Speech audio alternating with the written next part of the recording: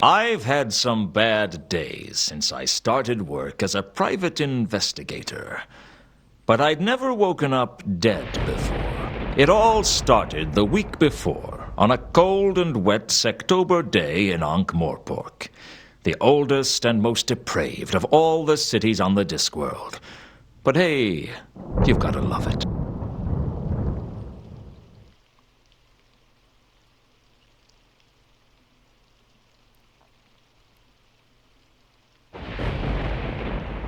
I'd been working as a PI for a little over a month, and business was slow. Hiring an investigator to look into your business requires trust, and the amount of trust in Ankh-Morpork wouldn't fill a cup. And it's a small cup I'm talking about. Sure, people trust that you don't get on the wrong side of the patrician. People trust that you don't walk into the shades alone. People trust that the Assassin's Guild will fulfill their contracts or double your money back. Yeah, people even trust death. Just don't ask them to trust their mothers.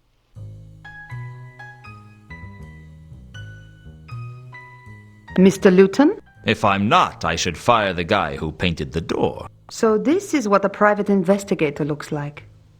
I expected someone more heroic. Heroism costs extra. What can I do for you, Miss... Mrs., actually. And the name is Carlotta. Okay, Mrs. Actually. Carlotta it is. What's a girl like you doing out in a night like this? I want to hire you, Mr. Luton. Please, call me Luton.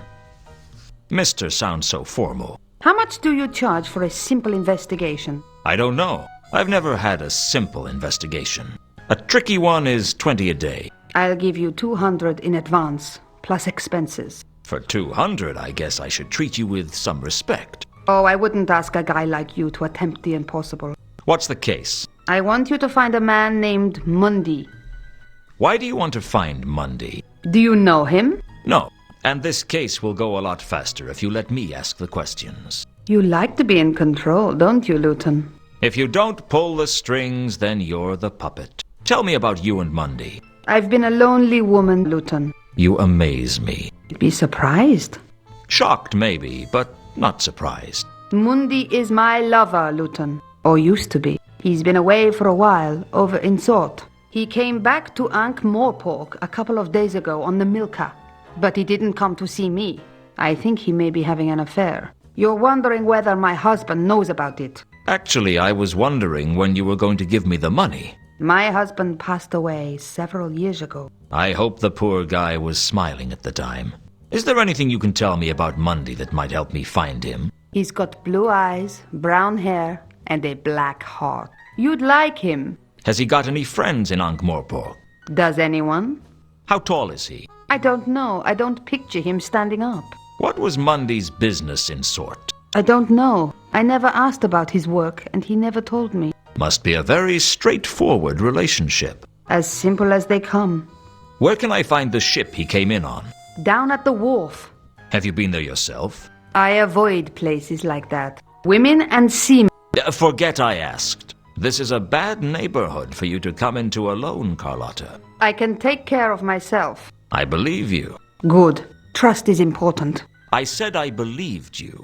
I never said I trusted you. Don't you like me, Luton? I like a lot of things. I like dogs, but I wouldn't trust one not to bite me. I won't bite.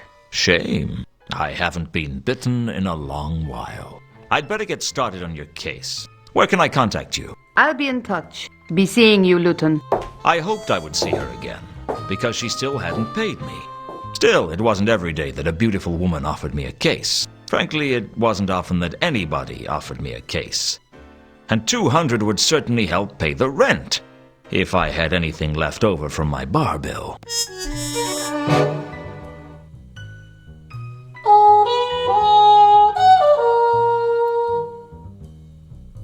Hello and welcome to Discworld Noir. This is another game that I've been itching to play for some time now. I probably should have done this when I played the first two Discworld games many years ago, but I was using those games to test the waters when I returned from a hiatus. But never mind, we're here now. We have a week to solve this case. Now, even though this game is set in the Discworld universe, you don't have to have read any of the books before going into it. It does help, as you will get some of the references, but it's not required. Now, we are playing as Luton. Not only do we have an inventory, we also have a notebook as well, and this is our main weapon of the game.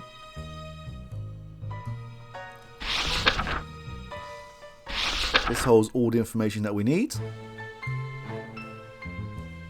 And it also means we can ask anyone we meet about anything contained in this notebook. Everything is divided into different subjects. And in these subjects we have different things we can ask about. And certain topics of conversation can be contained in two different areas as well. So, everything relating to the Mundy case will be contained here. Carlotta had hired me to track down Mundy. At the beginning, that was pretty much all I knew about him. The Milka was the tramp schooner that Mundy had come in on, and I knew it was berthed at the wharf. Beautiful, seductive, and dangerous. Carlotta was worth a stare. She was trouble.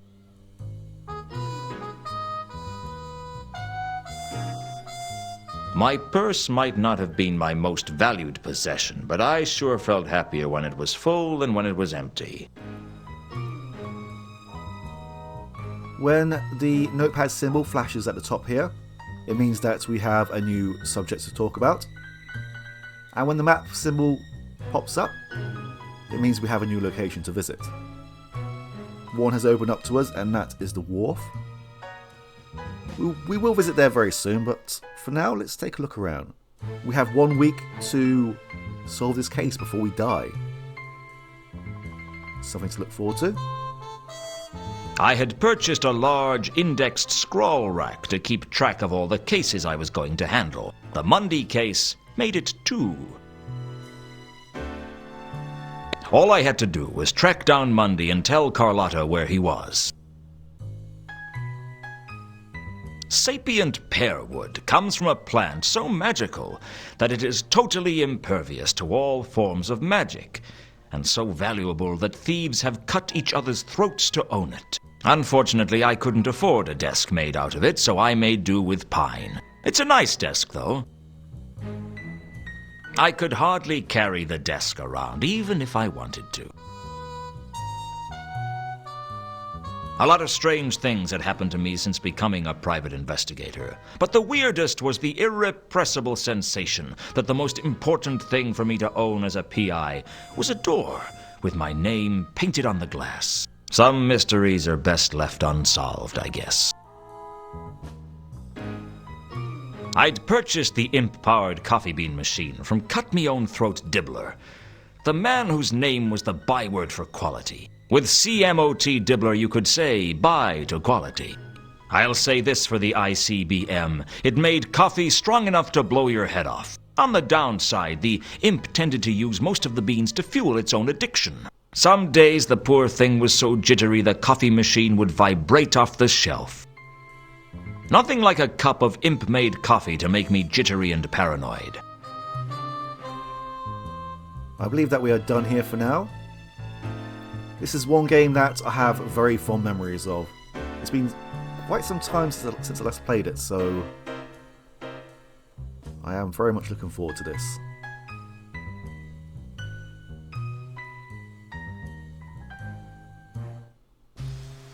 Here is the map. As we go on, we will unlock more locations, but for now, the only places that we can visit are Luton's office and the wharf down here. The wharf was on the upmarket side of the river, in the city of Ankh. The Moorpork docks on the other side of the river were not a place wise travelers disembarked at. But then again, wise travelers tried to avoid Ankh-Morpork altogether. But if you traveled a lot, it was hard to miss, like malaria. Oh, this looks like a load of bollards.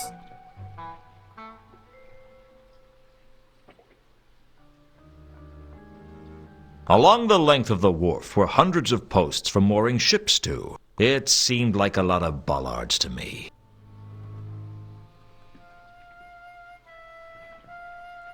What did I need bollards for? It wasn't like I could move them anyway. The Milka was a tramp schooner, one of the many ramshackle ships that plied their trade around the Circle Sea. From the looks of it, it should have sunk years ago. Even the rats thought twice before boarding it. The first mate didn't look particularly willing to let people aboard. The first mate wasn't as hostile as I might have expected, but he wasn't particularly helpful either.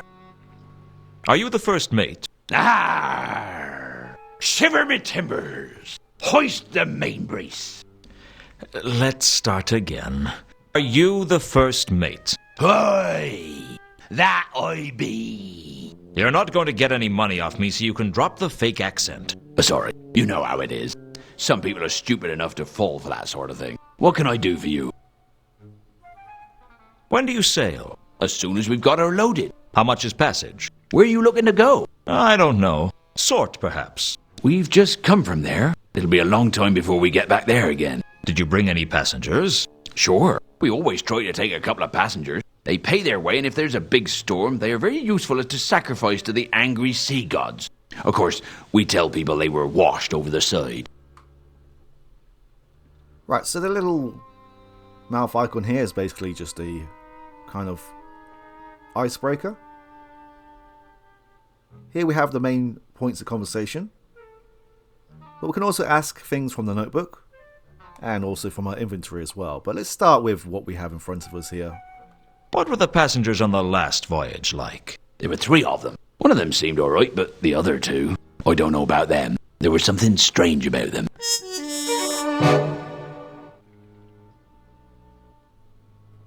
Do you sacrifice passengers often? No. The captain doesn't like it. He says it's bad for business. I said that we were advertising ourselves as offering an exciting tour of the Circle Sea. But he pointed out that most people would expect the tour to be above the water. If I'd had my way, we'd have thrown some people off the last voyage. Bad omens? The whole crew had a bad feeling of dread from the moment we set off. Looking at the state of the ship, that doesn't come as a surprise. What do you know about a woman named Carlotta? Doesn't ring any bells, I'm afraid. What was strange about these passengers? I don't know. One of them seemed kind of foreign. I mean, more foreign than most.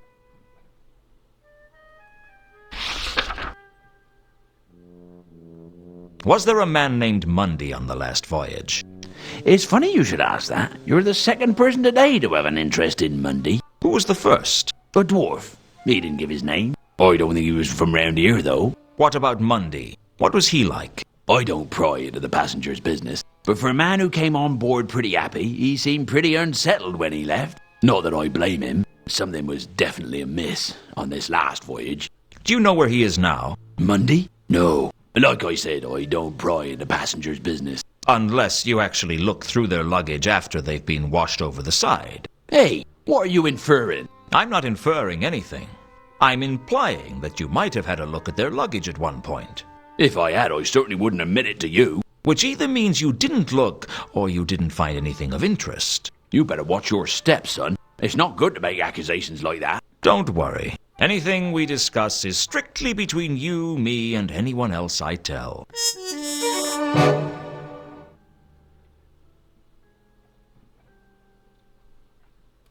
Since that was who I'd learnt about that from in the first place, I didn't feel I had much to gain by going over old ground.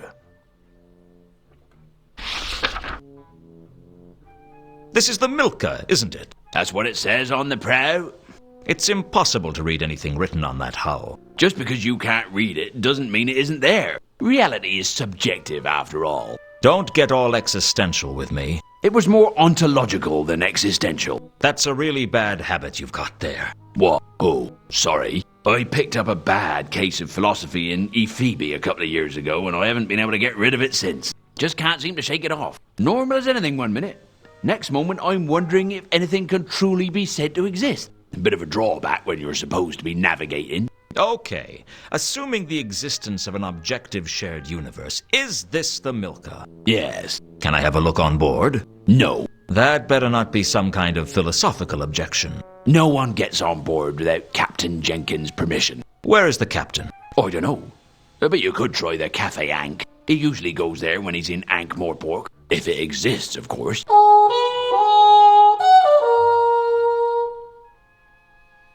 I believe that is all that we can discuss right now.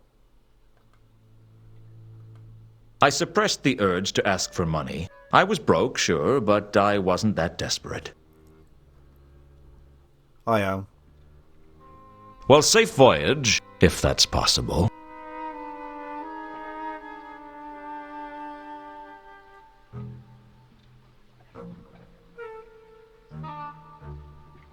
The sailor was busy loading the ship, and I decided not to disturb him. Something told me I wasn't going to learn anything useful from the sailor. I couldn't tell what the crates contained, and frankly, I didn't much care. Outgoing cargo wasn't going to tell me much. I needed to know whether Mundy had brought something with him. I couldn't carry the crates even if I wanted to. How do you know unless you try?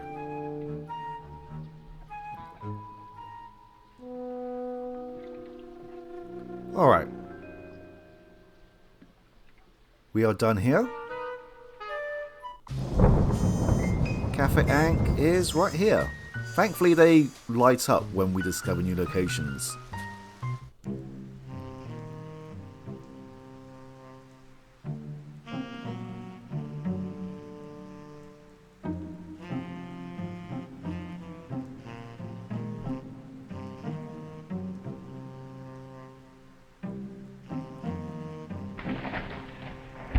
This cafe is some distance from the wharf.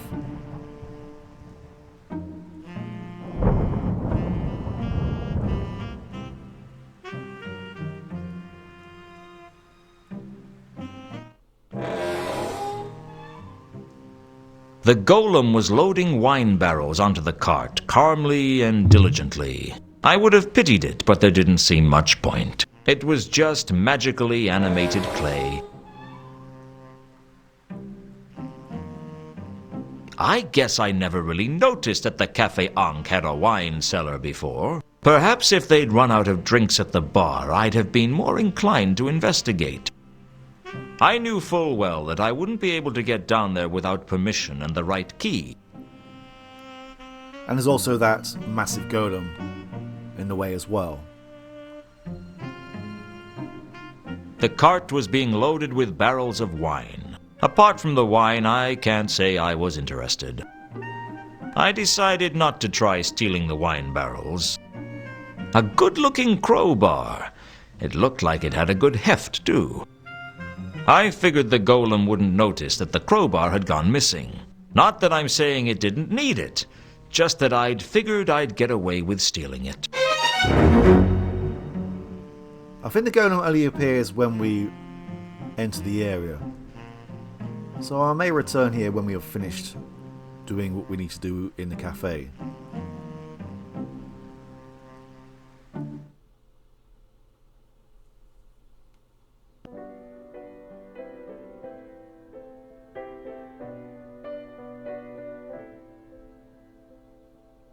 You can't recall if the whiskey knocked you flat, or if everything was a blur when you met her. All that you remember are the tunes of a vampire, a melancholy tune about impending doom. I'll fetch your tankard, fill it to the brim. A cask of stale, broken drum ale. Wondering how long till you meet again on the bank of the Ang. Too much to drink, you could barely even think. Too much bare heart. I thought I told you never to play that song again.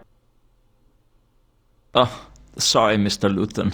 It's just I wasn't expecting you to call by tonight, and... You weren't expecting me? It's only been 8 years, Samael. I guess my memory ain't what it used to be. I don't know why Samael put up with my temper. He could have broken every bone in my body if he'd wanted to. But that's what made him special, I guess. That he'd take almost any kind of abuse from the clientele, and he'd still be there at the piano, playing better than anyone else in Ankh-Morpork. I've always been quite confused why the vocals for that song have always been quite low. Especially when the music, as you can hear, is a lot louder. The pianist, Samael, was one of Cafe Ankh's greatest assets. Not only was he a first-rate musician, but there was something about him that made you think it'd be a bad idea to start any trouble.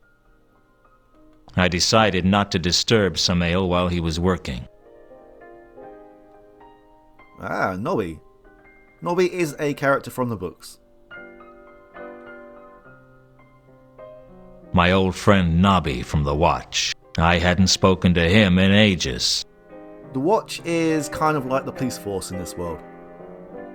Hello, Nobby. Hello, Luton. How you been keeping? I've been worse. Of course, I've been better, too. And I've been a hell of a lot better and not much worse. That's good, isn't it? Don't worry. If Commander Vimes sees us together, I'll tell him I made you talk to me. It's not that I don't like you, Luton. I mean, we was friends and all. But it's just... well... It's just he'd bite your head off if he saw you talking to me. He'd go spare. How you been keeping, Nobby? How's the rest of the watch? Not so bad, Luton. Been keeping myself busy. Been working with Sergeant Colon. How is old Fatty Colon? Still fat. I'll tell him I saw you. No, you won't. Okay, so maybe I won't. I was just being trite. Polite. Yeah, that's the one. I guess I never really understood why it was that you didn't get kicked out as well, Nobby. Me? I ain't never done nothing wrong. Don't give me that, Nobby. When you were serving as quartermaster under the Duke of Pseudopolis, it was widely known that several items from the stores were found in your kit. That was all above board. I had all the paperwork for him. Your kit at the time consisted of 2 warehouses. I just think Vimes had a grudge against me. Luton, I know you're my friend and all, but you took a bribe. Are you trying to tell me you never took a bribe? Never. The ham from Harga's House of Ribs? Evidence. The pocket clock from the suicide in the shades? I wanted something to remember him by. The money in the petty cash box? Mislaid by someone. Misappropriated by you. I never misanthropated anything. I just want to understand why it was that you could get away with all your petty theft, and I couldn't get away with one act of weakness. Well, you see, Just say it, Nobby. I'm not gonna hold it against you. well, I reckon Mr. Vimes thinks that a bit of petty theft ain't something to get excited about. I ain't admitting anything, mark you. Nothing's ever been proved. Compared to some of the stuff that goes on in this city. But someone who's taken a bribe, well, that's like allowing the rich to avoid justice. That wasn't why I did it. I know. But you know Vimes. Yeah, I know Vimes all right. What's Vimes up to these days? He got married.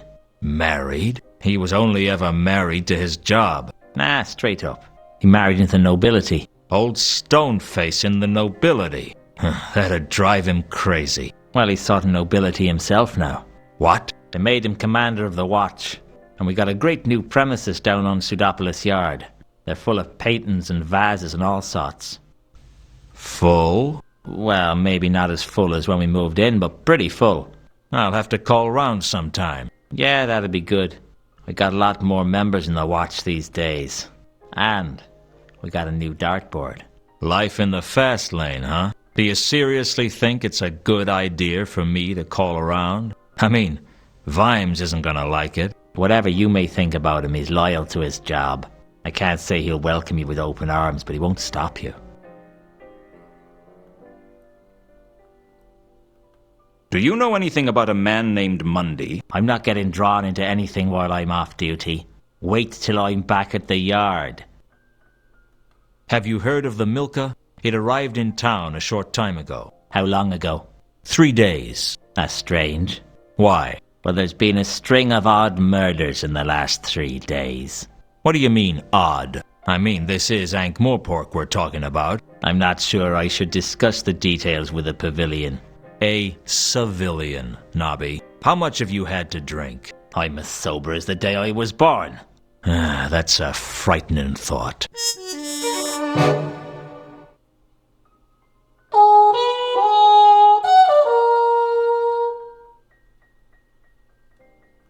Since that was who I'd learnt about that from in the first place, I didn't feel I had much to gain by going over old ground.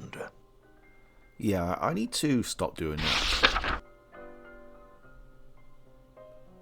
What do you know about a woman named Carlotta? I'm not getting drawn into anything while I'm off duty. Wait till I'm back at the yard. But you just told us about those murders. Maybe we should wait until he goes back to the yard.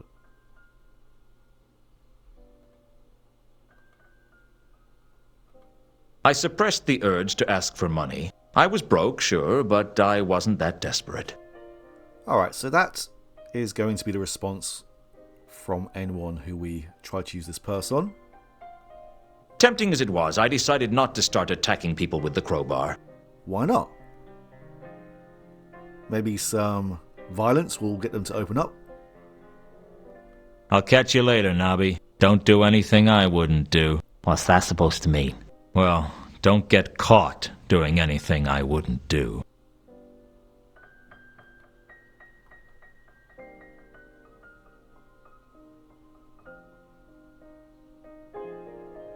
The captain of the Milka, Captain Jenkins, didn't seem to be a very happy man. Are you Captain Jenkins? That depends on who's asking. Don't play games. I'm just after a few answers. That song really put you in a bad mood, didn't it? If you're trying to get me angry, it's working. No need to get upset. You need to drink more and think less. If I drank any more than I do now, I'd never think again. That's the ticket. So, you're the captain of the Milka. Unfortunately. Unfortunately? Ordinarily, I'd be happy being a captain of a fine ship like the Milka, but after this last voyage, I'm thinking of taking up farming. Tough journey? I don't want to talk about it. What was so bad about the last voyage? I told you I don't want to talk about it. Sometimes it helps to talk about these things. Why would I want to talk about it? All right, let's put that another way. I want to talk about it, and the sooner I finish talking to you, the sooner you can get back to drinking. By that logic, my best bet would be to just ignore you and carry on drinking. I was never much good at logic. I did home economics at school. I was hoping you'd let me have a look around on the Milka. I was hoping that I was going to make enough money to be able to buy myself a harem of exotic dancers called Chantel. But it looks like we're both going to be disappointed. So, everyone in this harem is going to be called Chantel? Wouldn't that get a bit confusing?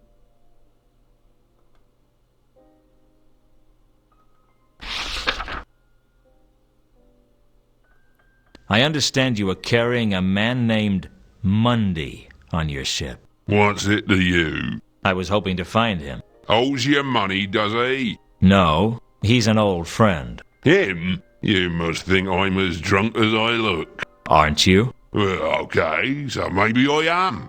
What did you want to know? Where is he now? I've no idea. We picked him up in Sort a couple of weeks ago and we brought him here. That's about all I want to know about him. Did he say what he was coming to Ankh-Morpork for? I think he said he was meeting someone. Who? I can barely remember my own name, let alone something I overheard through a doorway last week. The Milka looks like a good ship. You know nothing about ships, do you? She looks like exactly what she is.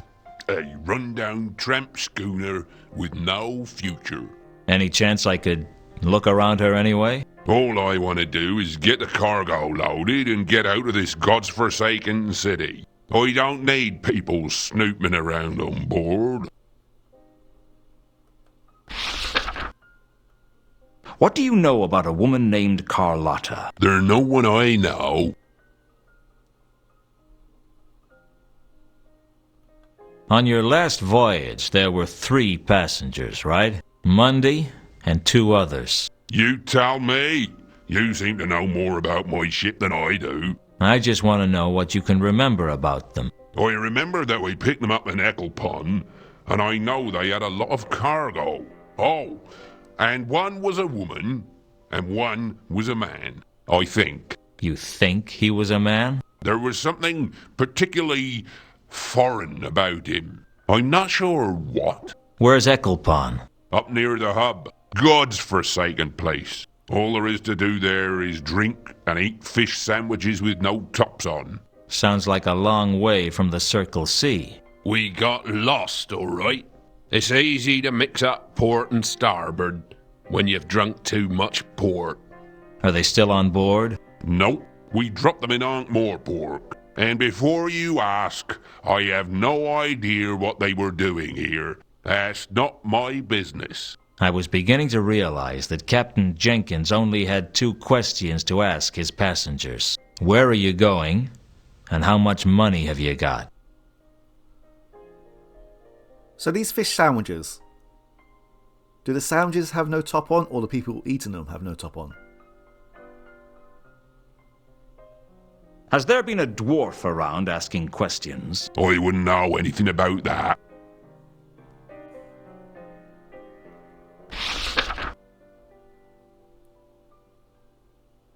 Do you know anything about the recent murders in Ankh-Morpork? I know that there are always murders in Ankh-Morpork. See Ankh-Morpork and die, they say. Often in the same day.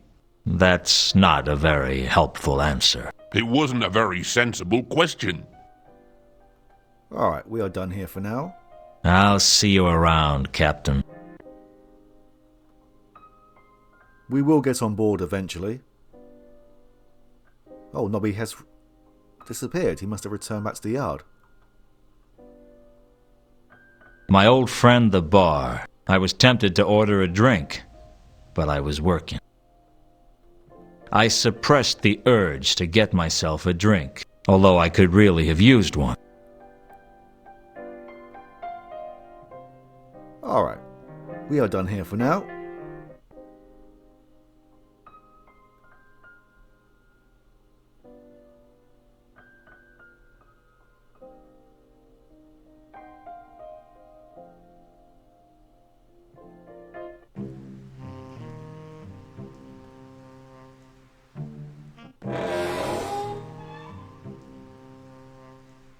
There was no use trying to talk to the golem. It couldn't speak.